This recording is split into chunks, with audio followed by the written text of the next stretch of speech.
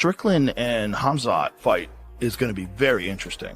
Strickland is not an easy guy to take down, and he's not an easy guy to hold down, and he's a very difficult guy to hit on his feet. And he's got a super awkward style early on in the fight, whether or not Strickland can avoid the takedown and whether or not Khamzat can hit him and whether or not he can avoid getting hit, because Strickland will set some traps. He's sneaky with his striking. It's so hard to even think anybody could stop Khamzat right now at anything. We've seen with Fluffy, Strickland can change styles of fights. You know, we know Fluffy likes to be, he's a grinder, he likes to put pressure on guys. But Strickland managed to kind of slow him down in what he wanted to do. So if you can do that against Khamzat, and Khamzat's style is very, you know, it expresses a lot of energy. So if you can do that against Khamzat, you never know what could happen towards the end. But if I was betting on the fight, I would go with Khamzat.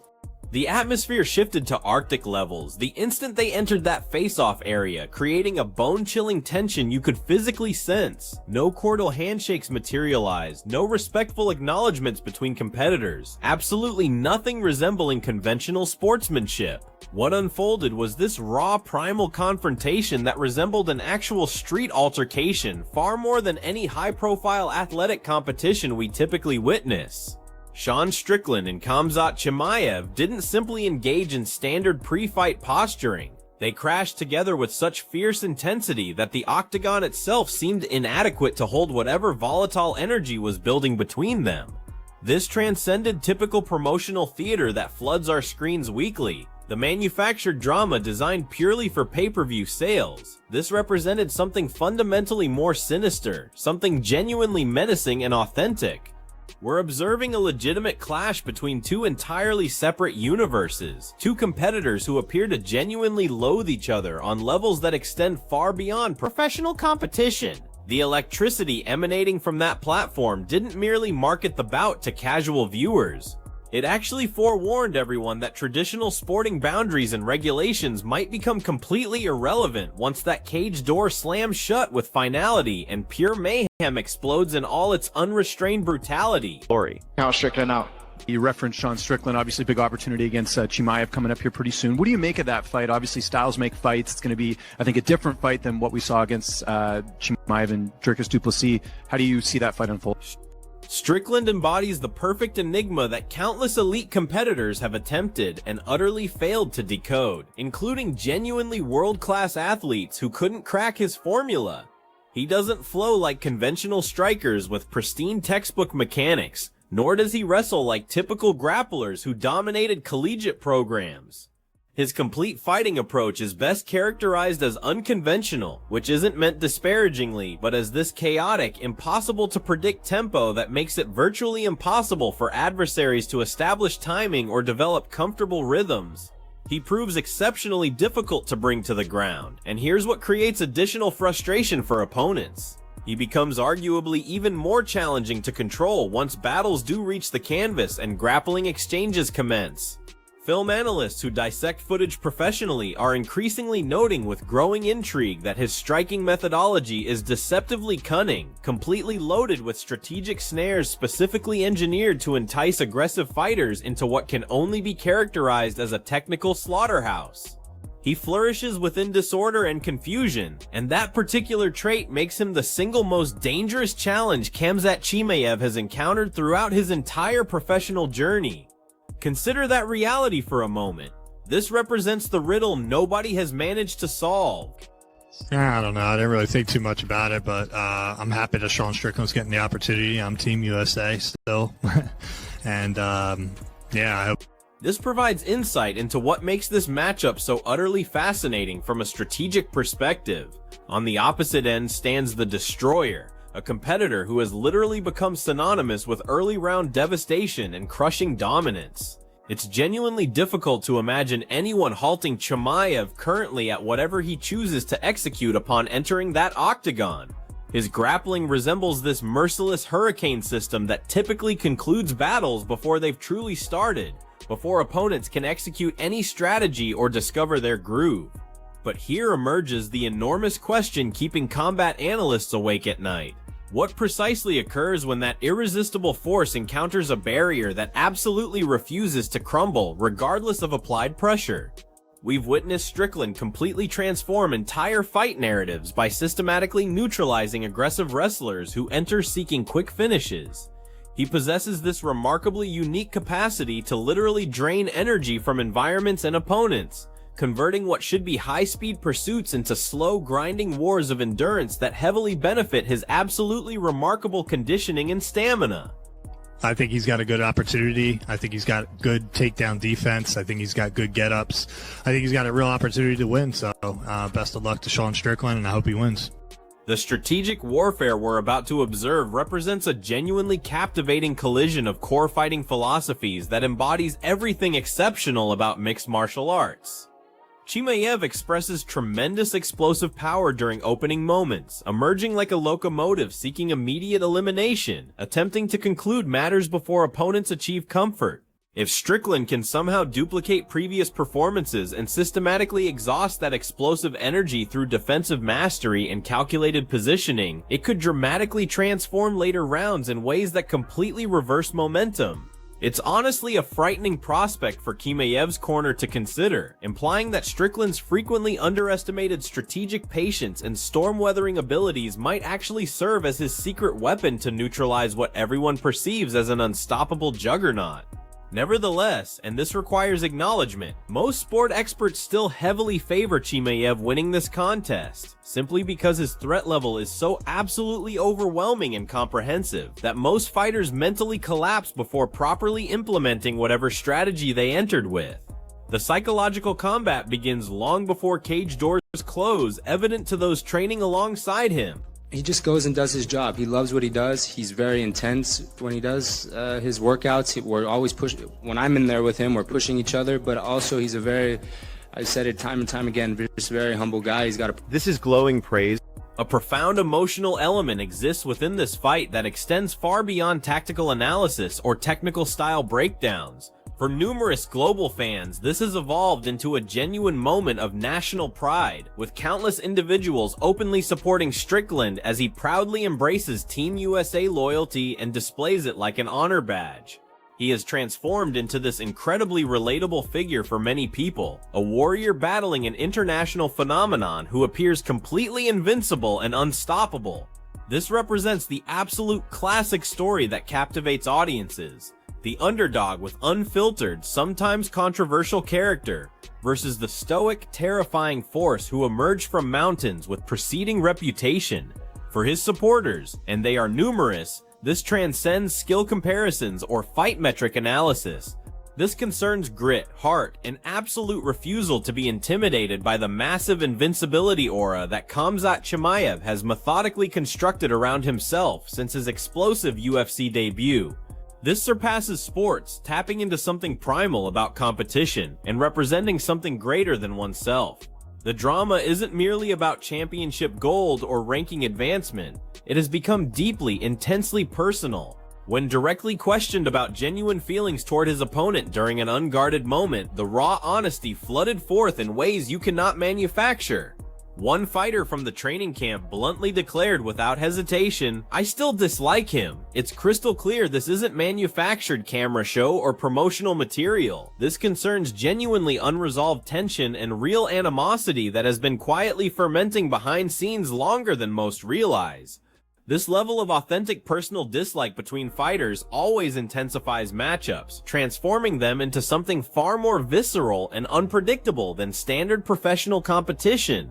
It adds this incredibly heavy layer of emotional intensity that could absolutely erupt at any moment during fight week, making every press conference, every face-off, and every weigh-in a potential flashpoint for actual violence before the bell rings. Best. Professional team, and before I left to this fight, I said, "Hey Khamzat, can you show me a few positions? I want to ask you what you do from here," and he was really happy to show me, and yeah, just a great guy, really cool, and his whole team is just awesome, so that's motivating to be around him. I understand my potential, and I know I can defeat him. These words come from someone who isn't merely casually confident in generic ways, but genuinely defiant, facing what everyone else considers impossible odds. This statement transcends typical pre-fight commentary we constantly hear in this sport. The recycled phrases about being the best and working hardest. This represents deep-seated, unshakable belief in specific stylistic mismatch he's identified through countless film study hours. Several credible fight community members believe Strickland actually presents a terrible matchup for Chimaev specifically, because he won't be intimidated by wrestling threats that break everyone else and possesses defensive skills and technical awareness to systematically frustrate him round after round. This psychological advantage proves absolutely vital in fights of this magnitude, where mental strength matters as much as physical ability. While the rest of the world sees a terrifying monster in Khamzat, Strickland sees someone who can be frustrated, exhausted through relentless pressure, and eventually broken if fights extend into championship rounds. He isn't merely fighting the opponent standing across from him, he's fighting the myth, the legend, and the fear that Chimaev represents to everyone else. Again, I don't know who's making decisions to make these fights. And I'm sure they know better than me, but just from the outside looking in. The insight into Khamzat's mindset emerges through his definitive statement that has absolutely everyone in the MMA community discussing and analyzing. Brutally simple. I hate him so much. This isn't subtle whatsoever, and definitely isn't about mutual respect after hard-fought battles we sometimes witness between warriors. This represents pure, completely unfiltered animosity that fuels this rivalry's fire and makes it burn hotter than almost any recent matchup. For professional fighters to openly declare hatred outside cages, not in scripted promotions but in genuine moments, adds incredible heat to matchups and raises stakes beyond competitive sport. It demonstrates that for these specific athletes, tension is very real and very personal, running deeper than championship belts or ranking positions. This kind of raw emotional energy can lead to critical mistakes when adrenaline pumps, or alternatively can produce absolutely legendary performances fueled by pure emotion. When two people who genuinely cannot tolerate each other personally are locked in cages together with nowhere to escape, technical game plans that coaches spent weeks developing often completely disappear in favor of raw, brutal exchanges of power and determination. Chimaev would deserved the fight, and that's the fight we should be talking about right now. But I've had the pleasure of seeing Chimaev. However, there exists a genuinely contrasting perspective from those who actually spend significant time training with Chimaev daily, working alongside him and experiencing his personality firsthand. They observe a completely different side of the individual the world has labeled as monster and villain. Those within his inner circle consistently describe him as extremely humble guy who genuinely loves his craft and approaches fighting as pure art. They witness the focused intensity he brings to daily workouts and how he actively pushes everyone around him toward better versions of themselves through his work ethic. This completely contradicts the often perceived arrogant or wild persona that media loves portraying for clicks and engagement. Understanding this level of focused dedication and genuine humility outside competition helps explain his absolutely terrifying performances inside cages when lights are brightest. This truly testifies that his success isn't merely genetic luck or physical advantages, but relentless, humble drive to become the absolute best worldwide at his craft. In the gym, you know, working very closely with him, and that guy's a monster. He simply enters and completes his work with pure professionalism levels that are genuinely rare in this sport, where ego often dominates everything. Even before major career-defining battles that would completely consume most people with their own preparation, Chimaev has been known to dedicate valuable time showing training partners new positions and techniques he's developed. He was really excited to demonstrate what he does from certain positions. One training partner revealed during interviews, clearly still impressed by the generosity. This reveals genuinely generous spirit and authentic love for fighting craft that extends beyond personal glory. He isn't merely a physical specimen with freak athleticism. He's a dedicated student of the game, genuinely willing to help others improve even when it might not benefit him directly. This kind of personal endorsement from peers who train with him daily adds significant depth to our understanding of who he really is as a person, presenting him as motivating and genuinely positive figure behind curtains when cameras aren't rolling. Yeah, he's not normal, and I always say it's nice to see someone that is, high, that is very high level in a slightly different area, and I'm watching him, and it was beautiful to watch.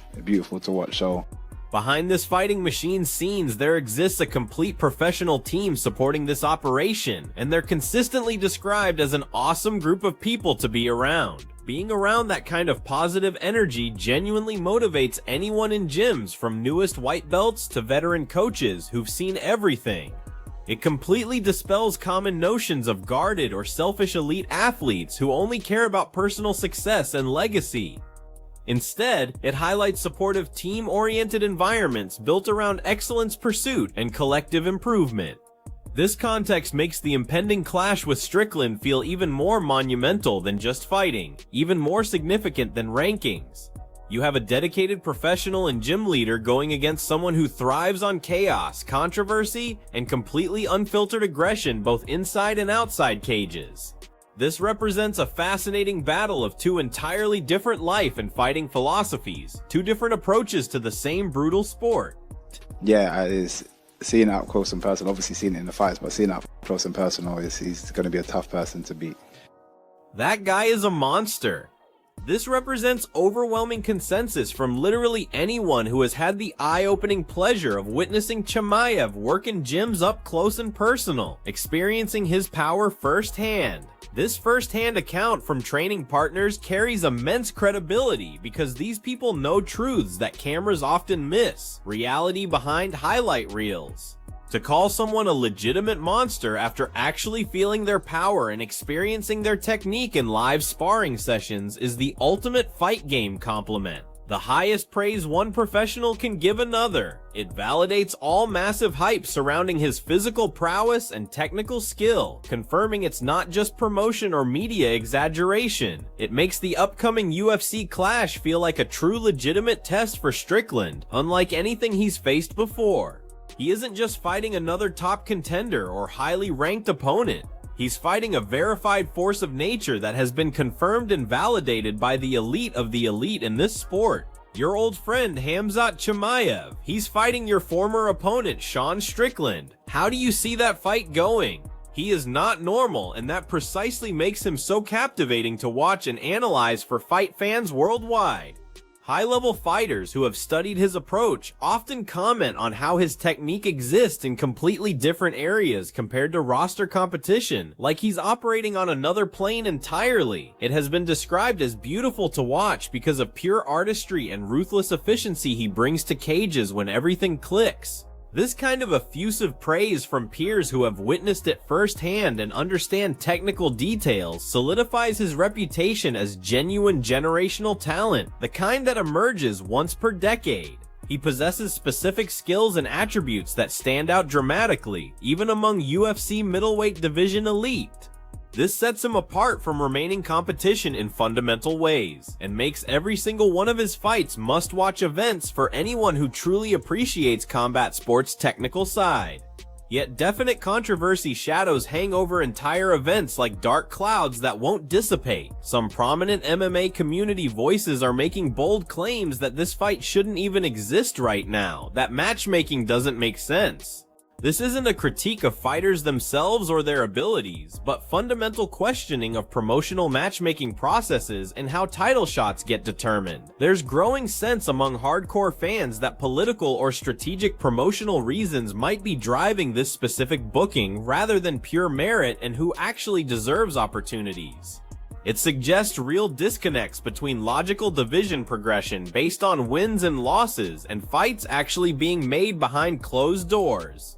This kind of commentary fuels massive ongoing debates among social media fans, hinting at underlying issues with how title paths are currently being managed by organizations. Again, I don't know who makes final decisions to create these specific fights, but from outside looking in as fan and analyst, it feels genuinely strange and somewhat arbitrary. This sentiment resonates deeply with large audience portions who often feel completely bewildered by controversial matchups that seem to ignore rankings. While UFC matchmakers usually know better than average spectators about business sense, the logic behind pairing Strickland and Chimaev right now at this specific moment is being heavily scrutinized by media and fans alike. Is it really about finding most deserving contenders based on merit, or primarily about creating most explosive narratives possible for pay-per-view sales? This line of questioning adds extra intrigue layers to fights beyond competition, as both men now fight to prove they belong in this specific spot at this specific time in division hierarchies. The name Imavov has been brought up frequently in these discussions, as a fighter who perhaps deserved this massive opportunity more based on recent performances. Some analysts and fans feel he's the one we should be discussing right now in legitimate title conversations, if we're being honest about rankings. This highlights absolutely shark-infested waters of middleweight divisions and perceived bypassing of other hungry deserving contenders who've been grinding. It adds real weight to ideas that Chimaev versus Strickland bouts are less about legitimate rankings and merit, and more about sheer star power and personal beef involved that will drive interest. By choosing paths of most resistance and most drama instead of logical next contenders, promotions have created genuine spectacles that might be overshadowing traditional competitive sport structures themselves.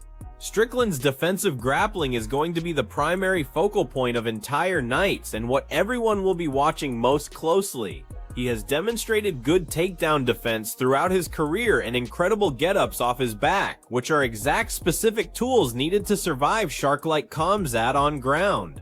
This isn't just blind hope from loyal fans wishing for upsets. This represents reasonable belief based on specific skill sets he's demonstrated repeatedly. He isn't just a brawler who talks big games on podcasts and social media. He has legitimate defensive wrestling acumen to potentially frustrate Chimaev's primary attack methods. If he can consistently fend off initial explosive shots and keep fights standing in open space, entire bout dynamics shift in fundamental ways. He needs to make it long, grueling nights for men who are used to finishing business in first 5 minutes and getting hands raised early. Your old friend Khamzat. That was specific phrase that sparked very revealing reactions from former opponents during recent interviews. Responses were immediate and blunt, cutting through any pretense. No, he is not my friend. This short, sharp interaction reminds us of lingering rivalries that exist bubbling under UFC's professional veneer surfaces. This is a classic example of how personal feelings often run deep even years after fights have concluded, and both men have moved on in their careers. These interactions suggest that Chimaev's path through divisions has been absolutely littered with people who respect his undeniable skill but cannot stand his presence or personality. It adds to the Destroyer's aura, a man who isn't here to make friends or win popularity contests, but to conquer everyone in his path and take what he believes is his. Tactical blueprints for Chimaev remain as dangerous and effective as ever, unchanged from previous dominant performances.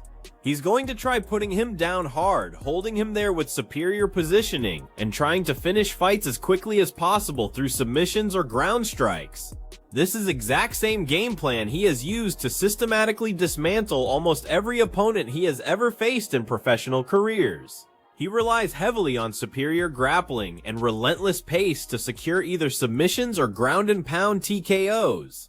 Fellow grapplers and former opponents understand this blueprint perfectly from studying film, yet very few have been able to actually stop it when it matters. It solidifies massive strategic challenges that Sean Strickland faces coming into this fight. He knows exactly what's coming at him, but knowing it and actually stopping it in real time are two very different things. I don't know if Strickland can handle that level of sustained pressure for 5 rounds, but if he can somehow manage it, we are in for genuinely historic nights that will be remembered for years. This is ultimate question that defines entire matchups and keeps people debating endlessly. It acknowledges massive hurdles Strickland faces while leaving slivers of hope for monumental upsets. This is where fights will be won or lost in those opening minutes of first rounds. Will Sean maintain composure under most intense pressure in sport, or will Khamzat impose his will and control narratives on mats like he always does? The uncertainty is what makes this the most anticipated face-off in recent memory. One man's career-defining defense meets another man's unstoppable offense. For Strickland, this is way more than just another fight. This is a chance to prove every single doubter wrong on biggest stages imaginable in front of millions watching worldwide. He has built entire careers out of being the guy people constantly count out, the awkward striker who supposedly shouldn't be at tops competing for titles, but somehow finds ways to win fights. Facing Chimaev is ultimate test of his entire philosophy and approach to fighting. If he can survive early storms and outwork monsters in later rounds, he cements his legacy as one of most resilient fighters in sport history. He thrives in spoiler roles. The man who ruins promotions' carefully laid plans and breaks hype trains of next big things. Energy drain is real and represents Khamzat's biggest potential vulnerability that people don't discuss enough. We have seen him express so much explosive energy in quick wins that questions of his gas tank in true 5-round wars remain somewhat mysterious to analysts. Strickland, however, is proven cardio machine who only seems to get stronger and more dangerous as fights progress into later rounds. If this becomes battle of wills in 4th and 5th rounds when fatigue sets in, momentum could shift in ways that absolutely shock the world. Tactical patience of Strickland versus explosive power of Chimaev is recipe for classic encounters that will be analyzed and debated for years. This represents high-stakes gamble for both men with absolutely everything on line. At day's end, this isn't just about rankings or title shots or who fights for gold next. This represents genuine collision between sport's most unfiltered personality and most terrifying force divisions have ever seen. Whether Strickland can drag fights into deep waters and drown storms, or if Chimaev will end it in flurries of early violence, remains million-dollar questions. One thing is absolutely certain: face-offs at UFC events were just beginnings of wars that will unfold.